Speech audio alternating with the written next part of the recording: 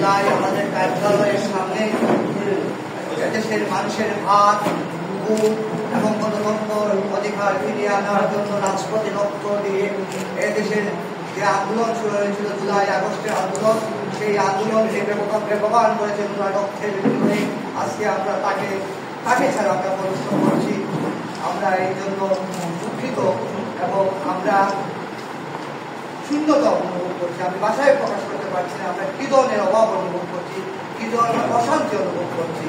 আমি আমার সংগঠনের পক্ষ থেকে আমাদের প্রিয় সহযোদ্ধা শহীদ দুলাভ সহ এই জুলাই আগস্টে যারা শহীদ হয়েছেন সব শহীদের রুহের আত্মার মাগফিরাত কামনা করছি, আহতদের সুস্থতা কামনা করছি।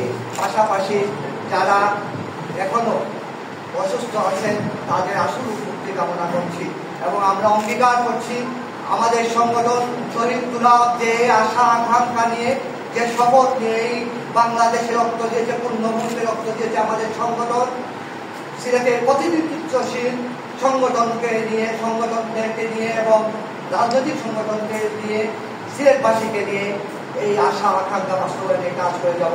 আমি আমার বক্তব্য দীর্ঘায়িত করব না। আমি সময় সংক্ষিপ্তের জন্য আপনাদের সংগঠন এবং নেতৃত্বের নাম পরিচয় না দেওয়ার জন্য দুঃখ প্রকাশ করছি। এবং আপনারা জানেন আজকে সিলেটে বড় একটা অনুষ্ঠান ছিল ব্যবসায়ীদেরকে নিয়ে। ওনারা অনেক ব্যক্তিবৃন্দ এয়ারপোর্টে চলে গেছেন, অনেকে আমাদের সাথে পরবর্তীতে এসে যোগ দেবেন।